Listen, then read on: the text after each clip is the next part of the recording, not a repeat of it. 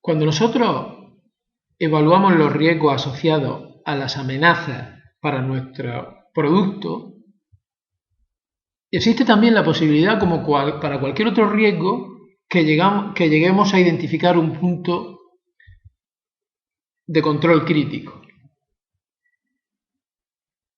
La metodología para determinar si una etapa dentro de nuestro proceso es un punto crítico de control, en el caso de las amenazas en materia de food defense, pues es la misma que utilizaremos para cualquier otro riesgo. Una posibilidad es esta que tenemos aquí, es el uso de un árbol de decisión.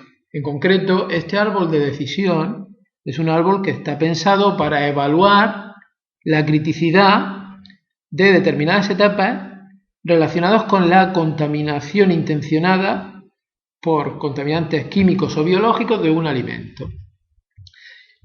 Y en esencia lo que se pregunta en este árbol de decisión, pues son las preguntas habituales. Primero, en esa etapa que nosotros estamos analizando, ¿existe el riesgo? ¿Existe el peligro, de que se contamine por algún contaminante químico o biológico? Si no existe el riesgo, pues no sería un punto crítico. Si existe, tenemos que seguir analizando esa etapa. Entonces, la siguiente pregunta que nos tenemos que hacer es: ¿se han aplicado medidas preventivas para prevenir la contaminación química o biológica intencionada?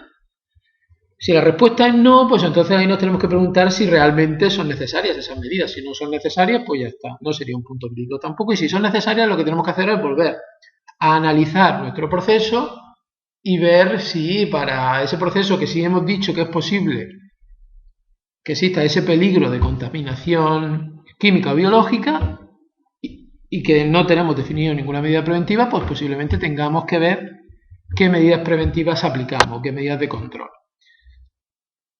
Si sí que tenemos ya definidas esas medidas preventivas para ese peligro de contaminación química o biológica,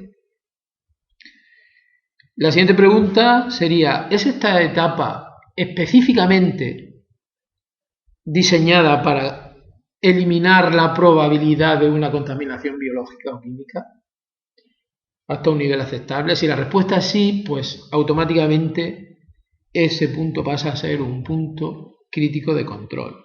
¿Por qué? Pues porque esa etapa la hemos puesto ahí porque la consideramos imprescindible para controlar un riesgo determinado, y por lo tanto pues tenemos que asegurarnos que esa etapa funciona correctamente.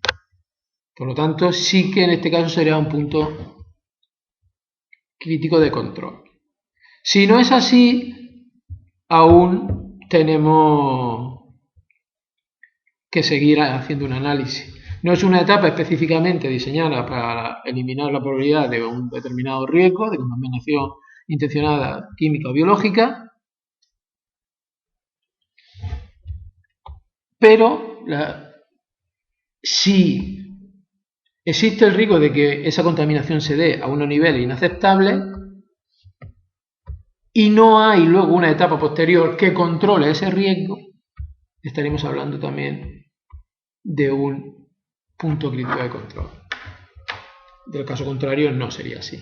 Por lo tanto, pues cuando nosotros identificamos las amenazas para nuestro proceso, evaluemos los riesgos, es posible de que algunos de esos riesgos que nos salgan significativos, pues a la hora de aplicar este árbol de decisión lleguemos a la conclusión de que además es un punto crítico de control, y por lo tanto tendremos que aplicar pues toda la metodología que establece un sistema APPCC para controlar ese punto crítico de control.